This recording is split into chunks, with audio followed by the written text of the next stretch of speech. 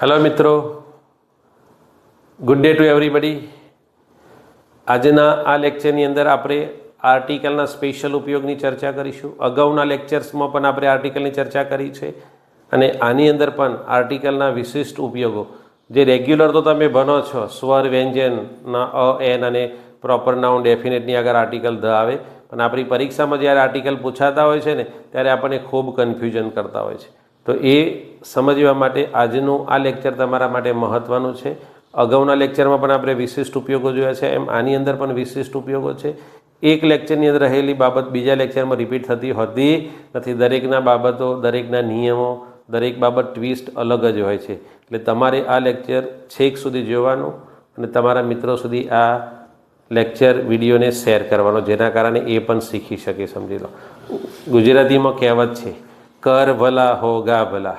આપણે જો બીજાનું સારું કરીશું ને તો ભગવાન આપણું સારું કરશે. દરેક પોતાના કર્મથી આગળ વધતો હોય છે.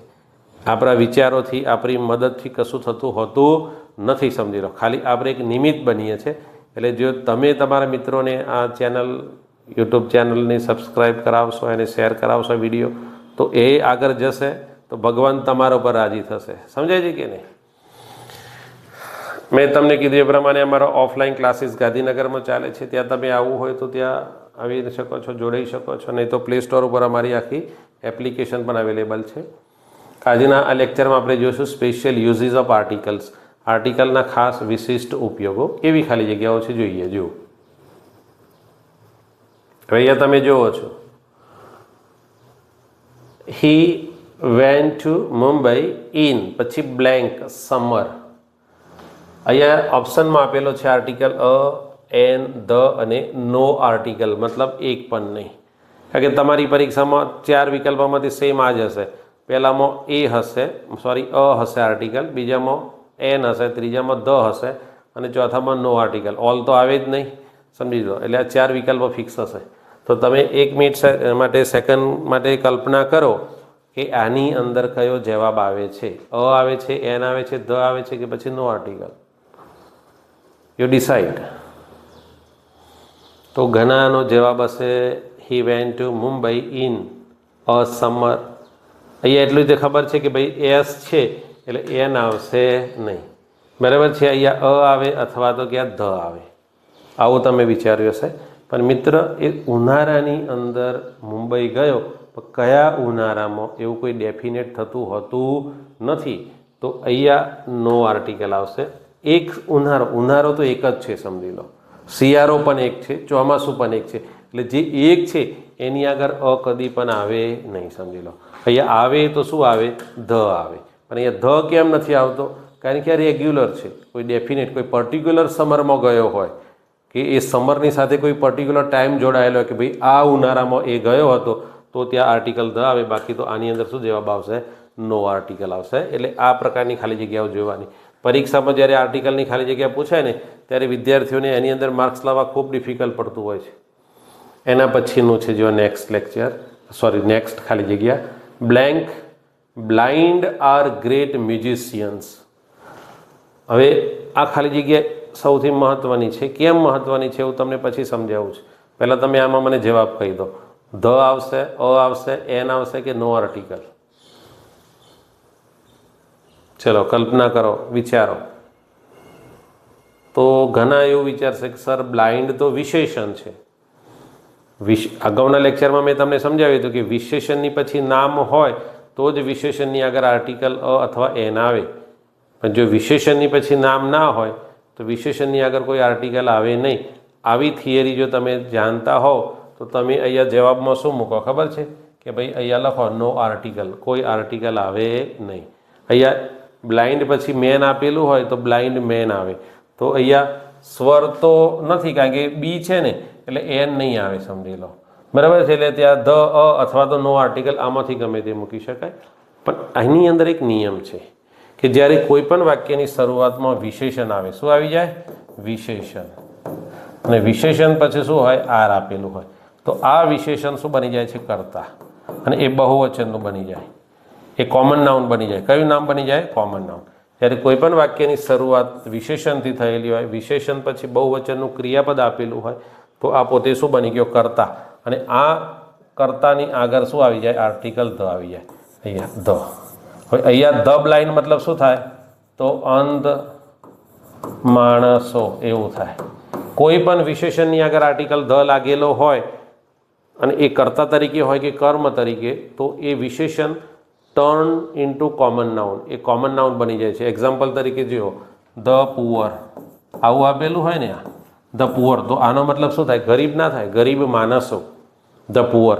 ધ રીચ અમીર માણસો, ધ બ્લાઇન્ડ અંધ માણસો, ધ ઓનેસ્ટ મતલબ પ્રામાણિક માણસ. તો આ પ્રકારના વાક્યો પણ તમારી પરીક્ષામાં પૂછાશે અને ક્યારેક કરતા નહીં તો કર્મ તરીકે આવું વાક્ય આપેલું હોય. The rich should help the poor, અમીર માણસોએ ગરીબ માણસોને મદદ કરવી જોઈએ. તો ધ પુઅર છે ને એ જ્યારે આગળ આવે કર્મ સ્થાનેથી કરતા સ્થાને, તો એ પેસિવાઇઝ બનાવવાનું થાય ત્યારે ધ પછી વિશેષણ હોય કર્મ સ્થાને અને કર્તા સ્થાને આવે તો એના પછી હંમેશા ટુ બીનું ક્રિયાપદ વર્તમાનકાળમાં આર જ આવે, ભૂતકાળમાં વર જ આવે અને પૂર્ણ વર્તમાનકાળમાં હેવ આવે. આની સાથે ઇઝ, વોઝ કે હેઝ આવે નહીં. એટલે અહીંયા જવાબ શું આવી જશે? ધ આવશે. પાકું? આ ધ્યાન રાખીશું. એના પછીની નેક્સ્ટ ખાલી જગ્યા જુઓ. ઉસ્તાદ અમજદ અલી ખાન પ્લીઝ, પછી ખાલી જગ્યા સરોદ. સરોદ એ શું છે? તો આ મ્યુઝિકલ ઇન્સ્ટ્રુમેન્ટ છે. શું છે? આ મ્યુઝિકલ ઇન્સ્ટ્રુમેન્ટ છે, સંગીતના સાધન. તો મેં તમને આર્ટિકલના જે ડિટેલથી અભ્યાસ કરાવેલો છે, special uses of article, no use of article અને રેગ્યુલર યુઝ ઓફ આર્ટિકલ્સ, આ 3 પ્રકારના ટોપિકોના કન્સેપ્ટ ક્લિયર થાય ત્યારે આ તમે થાય. એટલે આર્ટિકલ માટે તો તમારે એકવાર અમારી એપ્લિકેશન સુધી જવું જ પડશે. એ એપ્લિકેશનની અંદરથી ડિટેલ આર્ટિકલનો અભ્યાસ કરશો તો પછી આ કોઈ પણ પ્રકારની ખાલી જગ્યા હોય એ તમારી સાચી જ પડશે. તો અહીંયા એક નિયમ છે કે ખાલી જગ્યા પછી મ્યુઝિકલ ઇન્સ્ટ્રુમેન્ટ હોય. શું આવે? મ્યુઝિકલ ઇન્સ્ટ્રુમેન્ટ, તો એની પહેલાં આર્ટિકલ ધ જ આવે. એમાંય મતલબ musical instrument, the sarod, the harmonium, the piano, the guitar, the sitar, the violin. કોઈ પણ મ્યુઝિકલ ઇન્સ્ટ્રુમેન્ટ કર્તા સ્થાને અથવા કર્મ સ્થાને આપેલું હોય વાક્ય, મતલબ કર્તા વાક્યની શરૂઆતમાં the piano is a musical instrument, the harmonium is a musical instrument અને આઈ બોટ. પછી અહીંયા એક વસ્તુ ધ્યાન રાખવાનું. હવે અહીંયા આ ખાલી જગ્યામાં તો ધ આવશે. મ્યુઝિકલ ઇન્સ્ટ્રુમેન્ટની આગળ અ, એન અને ધ્ર 3 આવી શકે છે. વાક્યની શરૂઆતમાં તો વાક્યના અંતે કર્મ સ્થાને હોય તો ધ મૂકવાનું, પણ જ્યારે એક મ્યુઝિકલ ઇન્સ્ટ્રુમેન્ટ તરીકે વપરાય ને તો ત્યાં અ આવશે. એટલે આ ખાલી જગ્યા ખાસ યાદ રાખવાની. જો આઈ બોટ, આ ખાલી જગ્યા જો આઈ બોટ, મેં ખરીદ્યું. શું ખરીદ્યું? સરોદ. સરોદ એ મ્યુઝિકલ ઇન્સ્ટ્રુમેન્ટ છે. તો જ્યારે કોઈ મ્યુઝિકલ ઇન્સ્ટ્રુમેન્ટ એક વસ્તુ તરીકે આવી જાય, તમે ખરીદો છો તો એક વસ્તુ તરીકે ખરીદો હોય, પિયાનો ખરીદો છો તો એક ખરીદો, હાર્મોનિયમ ખરીદો તો એક, તો જ્યારે ક્રિયાપદ તરીકે બાય કે બોટ કે હેવ કે હેઝ કે હેડ આવે તો ત્યાં પછી આર્ટિકલ શું આવી જશે? અ અથવા એન આવશે. એટલે વાક્યની શરૂઆતમાં તો કર્મ સ્થાને હોય તો ધ, પણ જ્યારે એક વસ્તુ તરીકે આવે તો એની સાથે અ અથવા તો એન આવે છે. એટલે આ બહુ ડિટેલથી સમજવું પડે. સમજી લો. એકલા ખાલી એક્ઝામ્પલ જોવાથી કે ઓર્ડિનરી જગ્યાએ તમે ઇંગ્લિશના ક્લાસીસ કરશો ને તો પૈસા પાણીમાં જશે. આ કશું શીખવાડશે નહીં. ખાલી એ લોકો તો પેલી થિયરી પર ચાલે છે, એ ઈ આઈ ઓ એ વાળી થિયરી પર ચાલે છે. તો એન આવે, બાકીમાં વ્યંજન અને પ્રોપર નાઉનની આગળ ધ આવે. એવી ખાલી જગ્યા હવે આપણી પરીક્ષામાં પૂછાવાની નથી. તમારે તો આવું જ પૂછાવાનું છે. સમજાય છે કે નહીં? એટલે આ વસ્તુ ધ્યાન રાખીશું. એના પછી જોશો એટલે ખ્યાલ આવશે તમને. ટુડે આઈ સો. આઈ સો એટલે મેં જોયું. સીનું ભૂતકાળ છે સી, એનું બીજું રૂપ સો અને ત્રીજું રૂપ છે સીન. ટુડે આઈ સો અને આ હોય ને, જો આ SHOWE સો, આ શોડ અને શોડ. આનો મતલબ જોવું થાય અને આનો મતલબ થાય બતાવવું થાય. હું તમને કંઈ બતાવતો હોય તો સો કરી દીધું. સમજી લો. હા, તો ટુડે આઈ સો પછી blank European in a temple. મંદિરમાં મેં એક યુરોપિયનને જોયો. હવે અહીંયા તમે જે રેગ્યુલર જાણો છો એ પ્રમાણે કે ભાઈ સ્વર હોય તો સ્વરની આગળ શું આવે? એન આવે. અને વ્યંજન હોય તો એની આગળ અ આવે. આર્ટિકલ તરીકે વપરાય ત્યારે એનો ઉચ્ચાર અ થાય છે. એન અ એ થતો હોતો નથી. એનો ઉચ્ચાર એ થાય તો એ મૂળાક્ષર બની જાય છે. આ ધ્યાન રાખવાનું. એટલે એ આર્ટિકલ તરીકે વપરાય તો અ અને એનો ગુજરાતી મતલબ થાય એક. અને આનો ઉચ્ચાર જો એ થાય તે મૂળાક્ષર બની જાય ABCD, આ ધ્યાન રાખવાનું. એટલે આર્ટિકલ તરીકે વપરાય તો આપણે એનો ઉચ્ચાર શું કરવાનો? અ. તો અહીંયા તમે જુઓ છો કે આ શબ્દનો પ્રથમ અક્ષર છે, દેખાવમાં તો કેવો લાગે છે તમને? દેખાવમાં તમને સ્વર લાગે છે. કેવો લાગે છે? સ્વર. પણ એનો ઉચ્ચાર શું થાય છે? ઉચ્ચાર એનો વ્યંજન છે, સમજી લો. હા, તો હવે શું આર્ટિકલ મૂકતી વખતે શબ્દના પ્રથમ અક્ષરનો આકાર કે સ્વરૂપ નહીં જોવાનો, એનો ઉચ્ચાર જોવાનો. એનો ઉચ્ચાર સ્વર થતો હોય તો એન આવે અને ઉચ્ચાર વ્યંજન થતો હોય તો અ આવે. એટલે લખાય છે ઈ પણ એનો ઉચ્ચાર શું થાય છે? યુ. અને આ યુ છે એ પોતે વ્યંજન છે, સમજી લો. એટલે અહીંયા શું આવી જશે? અ આવી જશે article. I so a European in a temple. સમજાય છે કે નહીં? એટલે આ અંગ્રેજી ભાષા છે ને, તમને ખબર નહીં હોય. અંગ્રેજીમાં 5 સ્વર છે, A, E, I, O અને ઉ બોલાય, યુ નહીં. એ 5 સ્વરના ઉચ્ચાર કેટલા છે ખબર છે? કે 5 સ્વરના 20 ઉચ્ચાર છે. એક્ઝામ્પલ તરીકે તમને એક આપું, જો સમજી લો. તો અહીંયા 1 ઓ છે ને, એનો ઉચ્ચાર વ થયો. જ્યારે અહીંયા જો ઓરેન્જ, તો અહીંયા ઓનો ઉચ્ચાર શું થયો? અ થયો. આનો ઉચ્ચાર વ, આ જ ઓનો ઉચ્ચાર વ, આ જ ઓનો ઉચ્ચાર શું થયો? અ. તો આવી રીતે 5 સ્વર છે પણ એના ઉચ્ચાર 20 છે. એટલે અંગ્રેજીમાં ખાલી કેટલા? 5 + 21 26 મૂળાક્ષરો છે, પણ એના ઉચ્ચારો 44 થાય છે. આ બધું ડિટેલથી ભણવું હોય તો મારી એપ્લિકેશન સુધી જવું પડશે, બધું જ આવી જશે. અંગ્રેજીની એક ફેકલ્ટી કરતાં પણ વધારે નોલેજ તમે પ્રાપ્ત કરી શકશો અમારી એપ્લિકેશનમાંથી, એની હું તમને ગેરંટી આપું છું. ખાલી પ્લે સ્ટોરમાં જઈને HB ઇંગ્લિશ ગુરુ લખશો એટલે મારા લોગા સાથેની એપ્લિકેશન આવી જશે. એમાં સંપૂર્ણ ડિટેલ આ બધું જ આપેલું છે, કશું બાકી અમે રાખ્યું નથી, સમજી લો. એટલે આ વસ્તુ ધ્યાન રાખીશું.